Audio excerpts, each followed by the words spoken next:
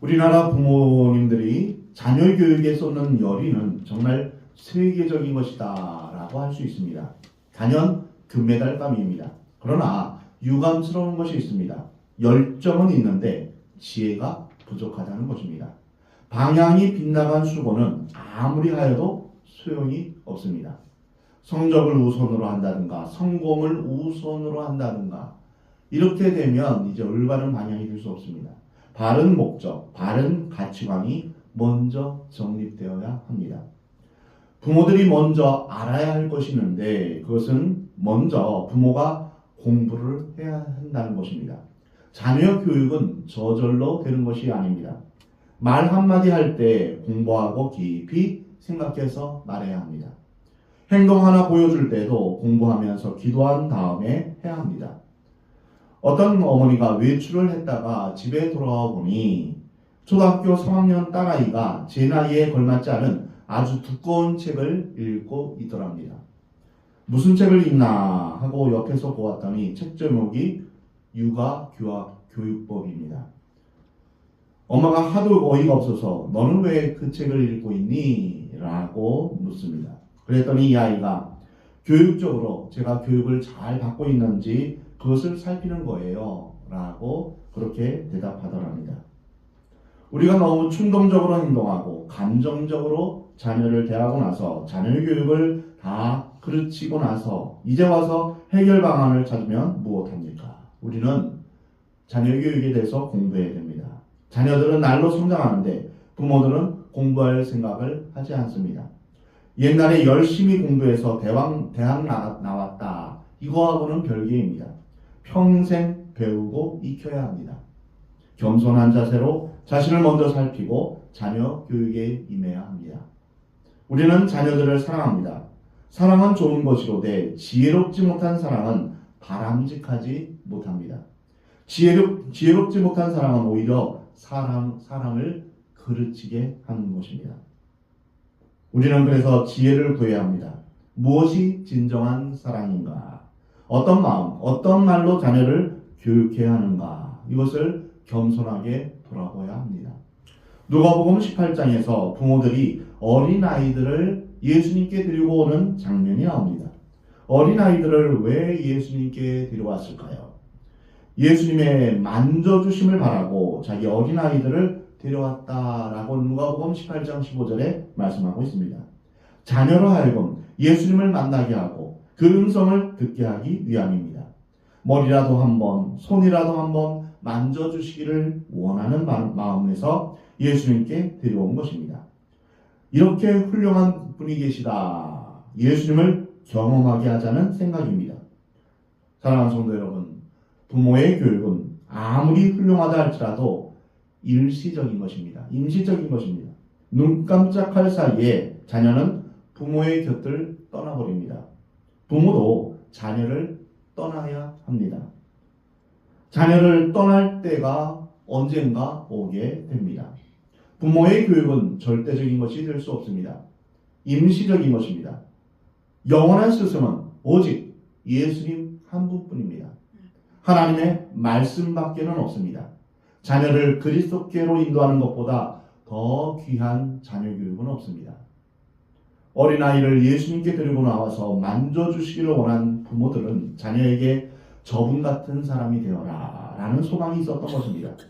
예수님이 자신의 자녀들에게 축복해 주시기를 원했던 것입니다. 여기에 진정한 교육이 있는 것입니다. 일반적으로 교육 철학의 사조에는 헬라적인 것과 히브리적인 것이 있습니다. 헬라적이라는 것은 이성의 근거를 둡니다. 그리고 히브리적인 것은 신앙의 근거를 두고 있습니다. 헬라적인 것은 합리적이라는 것을 내세워서 이론으로 자녀를 가르칩니다.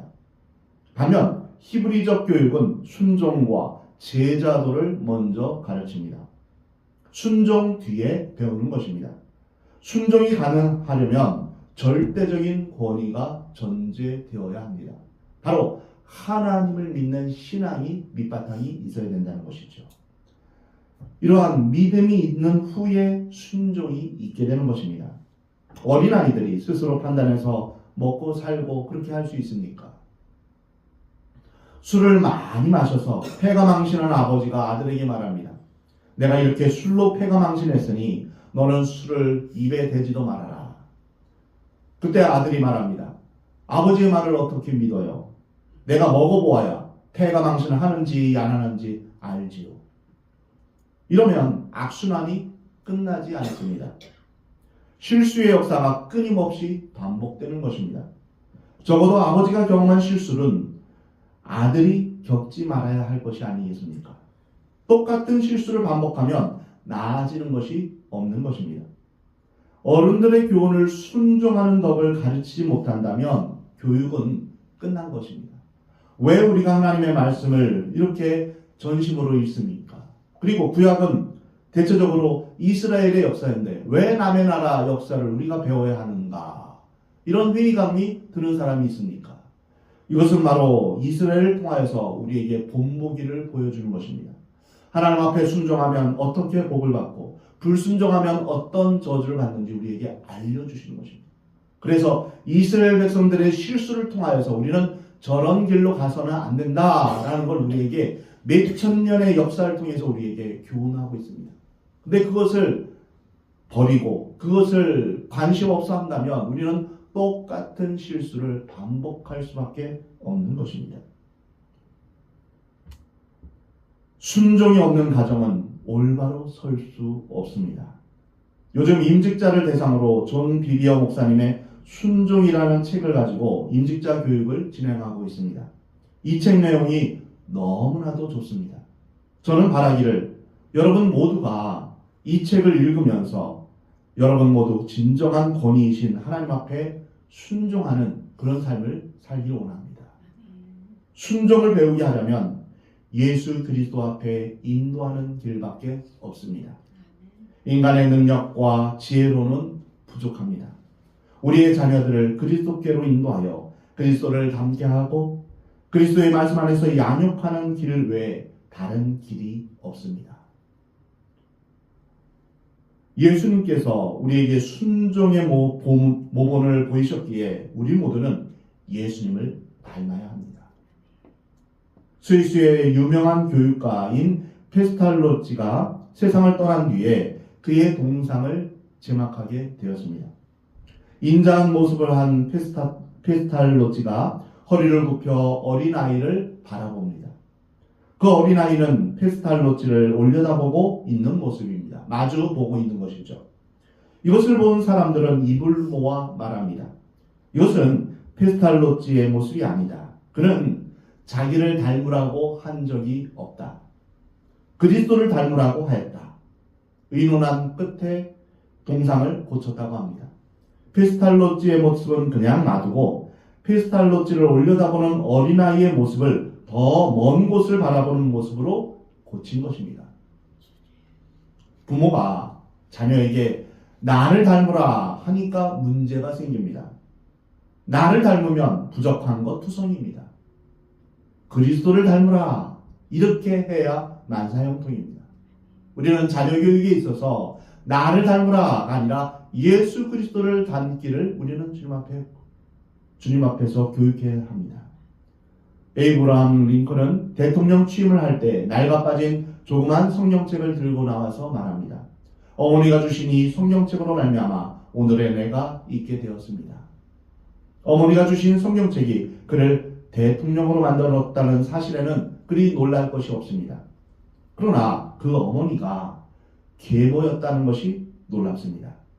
자기가 낳은 자식이 아닌데도 불구하고 링컨이 14살 되던 해 세상을 떠날 때까지 그를 하나님의 말씀으로 키웠던 것입니다. 그 어머니 비록 계모였지만 말씀과 사랑으로 가르쳤기에 오늘날 위대한 한 인물이 있게 된 것입니다. 구세곤의 어머니라 불리는 캐서린 부스 여사의 자녀 교육감도 본받을 만합니다. 이분은 구세곤 창시자인 윌리엄 부스 대장의 부인으로서 훌륭한 어머니 중에 한 명입니다. 이 부스 여사는 8명의 자녀 모두 어떤 방면에서든지 자신들의 능력을 발휘할 뿐 아니라 부친의 전도 사업에 혼신을 다해 도움을 주는 인물로 양육했습니다. 누가 그에게 와서 그 비결을 물었습니다. 어떻게 이렇게 훌륭한 교육을 할 수 있었습니까? 이때 이 여사는 말합니다. 언제나 악마보다 앞섰기 때문입니다. 나쁜 습관을 배우기 전에 좋은 습관을 먼저 가르치고, 악마가 나쁜 생각을 가르치기 전에 내가 먼저 좋은 생각을 가르치고, 악마가 나쁜 지혜를 가르치기 전에 내가 먼저 하나님의 지혜를 가르치고, 악마가 사탄의 거짓과 위선과 악을 가르치기 전에 내가 먼저 하나님을 가르쳤기 때문입니다. 오늘 본 말씀에 쉐마라는 말이 나옵니다. 원래 이 말은 들으라 라는 뜻입니다. 이스라엘 사람이라면 이 말씀을 누구나 소중히 여깁니다. 오늘 본문 5절 말씀입니다. 오늘 본문 말씀은 이스라엘아 들으라. 이 들으라라가 이제 히브리어로 쉐마입니다. 그러면서 주님께서 말씀하시는 것은 무엇입니까? 너는 마음을 다하고 뜻을 다하고 힘을 다하여 내 하나님 여호와를 사랑하라. 이것이 바로 쉐마의 내용입니다. 이스라엘 사람들 집에 가보면 대문 밖이나 문설주 위에 이 성경 구절을 써서 붙여놓은 것을 볼 수 있습니다. 주사랑교회에서 새가족 신방을 하면 선물하는 것이 바로 이 말씀이 쓰여진 액자입니다. 이 말씀이 중요하기 때문입니다. 이스라엘 사람들은 이 말씀을 문에 아예 새겨 놓았습니다. 조각을 해 놓았습니다. 그러면서 나갈 때나 들어올 때나 이 성경 구절을 한 번씩 읽습니다. 너는 마음을 다하고 성품을 다하고 힘을 다하여 내 하나님 여호와를 사랑하라. 이렇게 읽고 들어갈 때나 나올 때 그것을 읽고 들어가고 나옵니다. 읽을 뿐 아니라 앞으로 다가가 그 말씀에 입을 맞춥니다. 이러한 의식을 통하여서 집 안으로 들어옵니다. 이 말씀은 바로 신앙교육의 대명사요, 하나님에 대한 신앙 고백의 총체라고 할 수 있습니다. 이 말씀을 우리는 기억하고 영원히 이 말씀을 지키며 살아가야 할 것입니다. 가장 큰 계명이 바로 이 말씀입니다. 주 너의 하나님을 사랑하라. 이것이 교육의 기본입니다. 지혜서인 잠언과 전도서에는 여호와를 경외하는 것이 지혜의 근본이다 라고 말씀하십니다. 전도서 1장 7절에 여호와를 경외하는 것이 지식의 근본이거늘 미련한 자는 지혜와 훈계를 멸시하느니라. 이 세상에서 가장 지혜로운 사람은 어떤 사람일까요? 바로 하나님의 말씀을 공부하고자 하는 사람입니다. 말씀을 배우고자 하는 것, 이것이 가장 중요합니다. 그리고 말씀대로 살아가고자 하는, 순종하고자 하는 사람이 가장 지혜롭고 복된 인생입니다. 반면에 하나님의 말씀에 대한 관심이 없고 자기 마음대로 사는 사람을 성경은 미련한 사람이다 라고 말씀하고 있습니다. 전도서 12장에 보면 일의 결국을 다 들었으니 하나님을 경외하고 그의 명령들을 지킬지어다. 이것이 모든 사람의 본분입니다. 모든 사람이 지켜야 될 그런 말씀은 무엇입니까? 하나님을 경외하는 것입니다. 하나님을 떠나서 하는 모든 일들이 헛된 것임을 전도자가 말한 후에 마지막에 하나님을 경외하는 것이 모든 사람의 본분임을 말씀하십니다. 왜냐하면 그 다음 구절인 전도서 12장 14절을 보면 하나님은 모든 행위와 모든 은밀한 일을 선악간에 심판하신다라고 말씀하십니다. 심판주이신 하나님 앞에 서게 될 존재인 피조물인 우리는 하나님을 경외할 수밖에 없는 존재입니다. 은밀하게 죄를 짓더라도 하나님은 그 모든 것들을 다 아시는 것입니다. 하나님을 경외한다는 것은 곧 하나님을 사랑하는 것입니다. 하나님을 사랑하는 자는 하나님을 두려워하며 하나님의 말씀을 사모하고 그 말씀대로 순종하는 것입니다. 여기에서 오늘 본문에서 마음을 다하고 라고 말씀하시는데 마음이란 히브리어로 이 지성의 소재를 말합니다. 그래서 우리의 지식, 재능을 다하여서 주님을 사랑하라 라는 것입니다. 주님의 말씀을 우리는 우리의 지식을 우리가 지적으로 우리가 알려고 해야 한다는 것입니다. 성품을 다하여, 그것은 감성과 인격을 말하는 것으로 우리가 즐거워하는 대상도 하나님이요 또한 우리의 행복도 하나님이다 라는 것입니다. 하나님과 인격적으로 사랑을 하는 것입니다. 우리의 인격 정보를 다 기울여서 하나님을 사랑하는 것입니다. 힘을 다하여, 이것은 체력을 다하여입니다. 우리의 삶을 다하여서 하나님을 사랑하는 것입니다. 이처럼 구체적인 생활 전부를 기울여서 전인격적으로 여호와 하나님을 사랑하는 것, 이것이 성경의 교육 이념이며 철학입니다. 이스라엘 민족의 교육 형태는 크게 둘로 나뉩니다. 바벨론 포로기 이전과 그 이후로 나누어서 설명합니다. 아브라함 때부터 바벨론 포로기까지 내려오는 그 수천 년 동안에는 학교가 없었습니다. 가정교육이 전부입니다. 부모가 교사이고 교육 내용은 성경과 신앙적 전승입니다. 가정에서 하나님의 살아계심을 가르치고 사람의 사람됨을 가르치고 또한 직업을 가르치고 행동을 가르치고 부전을 가르쳤습니다. 가르칠 뿐 아니라 너도 남을 가르치고 자손들을 가르치라, 이렇게 신앙을 전승했습니다. 회당이나 학교가 생겨난 것은 바벨론 포로기 이후입니다. 시골에서는 회당이 학교고 학교가 회당이었습니다. 그렇지만 도시에서는 회당과 학교가 구분되었습니다.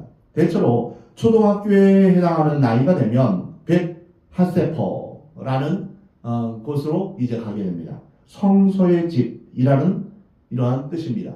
거기에서 교육을 받는데 다른 교육이 없습니다. 오직 성경을 외우는 것입니다. 옛날 우리나라 서당에서 천자문 외우고 사서 오경 외우고 이렇게 외우는 것입니다. 무조건 외우는 것입니다. 암기할 때는 모르지만 나이가 들어서 그것이 무슨 뜻인지, 왜 외워야 했는지 자연히 깨닫게 되는 것입니다. 외우는 것도 때가 있습니다. 나이가 들어서 외우려면 잘 안 외워집니다. 외우고 나서 돌아서면 또 까먹고 그렇습니다. 그러나 어릴 때 외운 것은 평생 갑니다. 그래서 어릴 때 말씀을 많이 외워둬야 합니다. 중학교에 해당하는 나이는 벳 탈무드입니다. 설명의 집입니다. 이스라엘 사람들의 탈무드에 대해서 여러분 많이 들어보셨을 것입니다. 그 탈무드와 미슈나 같은 것을 두고두고 가르치는 것입니다. 그래서 지혜를 깨닫게 되는 것이죠. 고등교육 기관은 벳 함미드라슈인데 이것은 연구의 집입니다. 실습을 할 뿐 아니라 스스로 깨닫고 스스로 판단하고 스스로 실천하는 하나의 훈련 도장입니다. 이 세 학교의 교과 과정에서 이 유대인들은 무엇을 배울까요? 하나님의 사랑으로 어떻게 살아가야 할까? 이것을 배웁니다. 오늘 본 말씀에서 하나님의 엄한 명령이 있습니다. 너의 하나님 여호와를 사랑하라. 우리 하나님 여호와는 오직 한 분이신 여호와시니 그를 사랑하는 것이 참된 경건입니다. 그래서 우리 주사랑교회도 주님을 사랑하는 교회, 하나님을 사랑하는 교회입니다. 또한 우리가 하나님 안에서 우리가 서로 사랑하는 교회입니다. 그리고 주님의 사랑 이야기가 있는 교회로서 주사랑교회입니다. 그래서 너의 하나님 여호와를 사랑하라. 너는 이 말씀을 마음에 새기고 내 자녀들에게 부지런히 가르치라. 이렇게 말씀하십니다. 바로 세 가지입니다. 부모된 자로서 먼저 하나님을 사랑하라. 하나님 사랑이 첫 번째입니다. 먼저 부모로서 하나님 사랑하는 것을 먼저 실천하는 것입니다. 두 번째는 말씀을 마음에 새기라. 부모된 자로서 말씀을 먼저 마음에 새겨야 됩니다. 그리고 세 번째로 자녀들에게 이 말씀을 가르치라. 자, 따라해 보겠습니다. 첫 번째, 사랑하라. 바로 하나님을 사랑하는 것입니다. 사랑하라. 두 번째는 마음에 새기라. 하나님의 말씀을 마음에 새기는 것입니다. 그리고 가르치라. 이 말씀을 부지런히 자녀들에게 가르치는 것입니다. 이 세 가지가 가정교육의 기본입니다. 내가 먼저 하나님을 사랑하고 내가 말씀을 마음에 새기고 마음에 두고 그 다음에 입을 열어 가르치는 것입니다. 가정교육이란 보여주는 것이며 함께하는 것입니다. 기도도 함께, 성경도 함께, 봉사도 함께하는 것입니다. 우리가 이제 통합 예배로 같이 예배를 2부 예배 때 드리죠. 우리 어린 아이들과 함께 예배 드리며 어른들이 저렇게 예배 드리는구나, 저렇게 전심으로 예배를 드리는 것을 함께 보여주며 함께 그것을 이제 알게 하는 것입니다. 그래서 자녀들이 커서도 엄마 아빠처럼 이렇게 예배하는 모습이 이제 그 아이들의 마음 가운데, 삶 가운데 자연히 스며드는 것이죠. 예배하는 모습을 보여주는 것입니다. 그래서 우리는 가정교육은 보여주는 것이며 함께하는 것입니다. 이스라엘 사람들은 그래서 구제할 때도 꼭 자녀들과 함께한다고 합니다. 우선 함께하여 본을 보이고 그 다음에 가르치는 것입니다. 사랑하는 성도 여러분, 우리는 부지런히 가르쳐야 됩니다. 이 부지런이라는 말은 그저 열심히 가르치라 라는 것보다 더 깊은 뜻이 있습니다. 히브리어로 이 부지런히를 샤난이라고 하는데 영어로는 repeat, 반복해서 가르치는 것입니다. 그리고 원래는 갈다라는 뜻이고 sharpen, 날카롭게 한다 이런 뜻입니다. 칼을 갈거나 낫을 갈아본 적이 있으십니까? 칼을 갈 때 숫돌에 물을 뿌려가면서 살살 갈아야 합니다. 서두르면 날이 넘어가고 날이 이제 빠집니다. 그래서 앞뒤로 살살 오랜 기간을 두고 제대로 이제 갈아야 됩니다. 시간이 오래 걸리죠. 목수들을 보면 쉬는 시간에 마냥 대펜날을 갈지 않습니까? 부지런히 가르치라. 서두르지 말라. 반복해서 가르치라.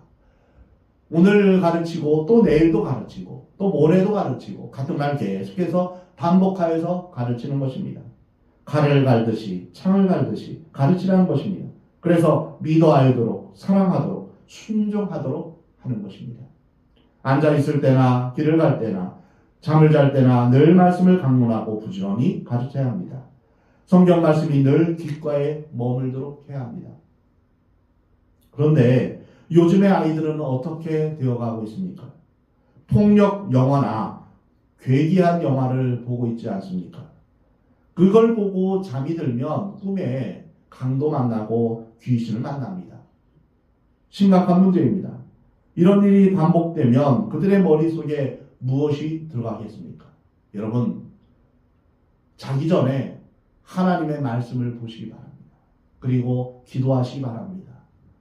자기 전에 이상한 것을 보면 잘 때 꿈이 뒤숭숭하고 잠도 잘 안 옵니다. 그래서 우리가 자면서 하나님 말씀을 듣고 또한 찬송을 들으면서 잠이 드는 것이 좋습니다. 우리는 자나깨나 하나님의 말씀이 머릿속에 있어야 합니다. 사랑하는 성도 여러분, 언제든지 하나님의 말씀을 듣고 묵상하고 말씀을 깊이 생각하시기 바랍니다. 어린아이를 뱃속에 가진 태아를 가진 산모만 태교를 하는 것이 아닙니다. 여러분 모두도 하나님의 말씀을 듣고 좋은 것을 듣고 좋은 것을 말하고 좋은 것을 보아야 합니다. 그렇지 않으면 마귀가 어느 틈에 우리 마음 가운데 와서 우리에게 불안을 심어주고 걱정을 심어주고 또한 절망을 심어주는지 알 수가 없습니다. 그래서 늘 하나님의 말씀으로 충만해야 합니다. 우리가 말씀을 지킨다고 하지만 결국 그 말씀이 우리를 지켜줄 것입니다. 그래서 우리가 말씀을 듣고 묵상하며 말씀을 깊이 우리가 생각할 때 그 말씀이 결국 나의 생명이 되는 것입니다. 우리가 주의를 지킨다고 하지만 주의를 지키는 것이 우리의 신앙을 지켜주는 것입니다. 주의를 한 번, 두 번 빼놓고 계속 이제 주의를 안 나오면 우리의 신앙이 떨어지는 것입니다. 우리가 신앙을 지킨다고 하지만 결국 신앙이 우리의 생명을 지켜주는 것입니다. 미래에 대해서 불안하고 염려하고 근심 가운데 있습니까? 말씀을 펴서 읽고 묵상하시기 바랍니다. 우리 주님께서 우리에게 두려워 말라, 놀라지 말라. 이러한 위로와 격려의 말씀을 얼마나 많이 하는지 모릅니다. 근데 우리는 그 말씀을 제쳐두고 내가 내 힘으로 살려고 하다 보니 얼마나 마음 가운데 부담이 되고 얼마나 힘듭니까? 수고하고 무거운 짐진 자들아 다 내게로 오라. 내가 너희를 쉬게 하리라. 이렇게 주님은 우리를 초청하시는데 내가 내 힘으로 살려고 하니 얼마나 피곤합니까? 우리가 하나님을 전심으로 찾으면 하나님께서 만나 주십니다. 우리 인생에서 하나님을 만나는 것보다 더 중요한 것이 없고 하나님을 만나는 것보다 더 급한 것이 없습니다. 하나님을 만나시는 여러분 되시기 바랍니다. 오늘 본문에서 구체적으로 말씀하십니다. 손목에 메어 기호를 삼으며 내 미간에 붙여 표를 삼고 또 내 집 문설주와 바깥문에 기록할지니라. 나갈 때에도 들어올 때도 말씀만 보이게 하라는 뜻입니다. 들어오면서도 하나님의 말씀, 나가면서도 하나님의 말씀, 보이는 것도 들리는 것도 하나님의 말씀일 때 자연스럽게 교육이 되는 것입니다. 기도와 사랑으로 훈육하는 것보다 더 귀한 방법은 따로 없습니다. 어떤 일이 있어도 또한 자녀들에게 본을 보여야 됩니다. 어느 목사님에게 한 아들이 있었습니다. 그 아이는 좋은 아이였는데 나중에 교회 밖으로 이제 나돌게 되었습니다. 그 이유를 들어보니 교회가 어지러울 때 장로님, 집사님들이 목사님 사택으로 몰려와서 좋지 않은 말을 하며 싸우는 것을 보았던 것입니다. 아이는 마음에 충격을 받아서 누가 뭐라고 해도 교회는 싸우는 곳이다. 이렇게 생각했습니다. 이 아픈 상처를 누가 치유해 줄 것입니까? 사랑하는 성도 여러분, 어떠한 일이 있어도 집안에서 교회를 비난하는 일이 그런 이야기를 하지 마시기 바랍니다. 교육제에 대해서 좋지 않은 말을 하거나 성도를 헐뜯는 말도 입 밖에 내면 가정교육이 되지 않습니다. 어느 집사님, 어느 권사님, 왜 그래? 라면서 다른 사람 헐뜯게 되면 그때부터 이제 가정교육은 무너지는 것입니다. 가정에는 언제나 아름다운 이야기, 거룩한 이야기, 덕스러운 이야기, 칭찬하는 이야기만 존재해야 됩니다. 이러한 분위기 속에서만 자녀들이 아름답고 올바르게 성장할 수 있습니다. 칼럼니스트인 벤 뷰렌이 쓴 부모의 기도, 이것은 오늘날 우리에게 좋은 지침이 될 수 있습니다. 오 하나님, 제가 훌륭한 부모가 되게 하옵소서. 저의 자녀를 이해할 수 있게 해주시고 그들이 말하려는 것을 진지하게 듣게 하시며 그들의 모든 질문에 부드럽게 대답할 수 있도록 하여 주옵소서. 저로 하여금 그들의 생각을 가로막거나 꾸짖지 말게 하시고 그들이 어리석은 짓을 하거나 실수했을 때 웃지 않도록 하여 주옵소서. 그리고 제 자신의 만족이나 저의 권위를 내세우기 위해서 그들을 나무라는 일이 없게 하여 주옵소서. 매 순간 저의 말과 저의 행동을 통하여 정직한 것이 옳다는 것을 알려줄 수 있게 하여 주옵소서. 제가 기분이 언짢을 때 저의 입술을 지켜주시고 그들이 어린아이라는 것과 그들이 어른과 같이 행동할 수 없다는 것을 항상 기억하게 하여 주옵소서. 그들 자신이 스스로 결정을 내릴 때까지 기회를 허락할 수 있도록 저에게 참을성을 주시고 그들 스스로 옳고 그름을 판단할 수 있게 하여 주옵소서. 저를 정직하고 바르며 친절한 부모가 되게 하시고 그들로 하여금 존경하고 본받는 부모가 되게 하여 주옵소서. 예수님의 이름으로 기도합니다. 아멘. 귀한 기도라고 생각합니다. 필요하신 분은 이 기도문을 로비의 1층과 2층 로비에 준비해 놓았으니 가져가시기 바랍니다.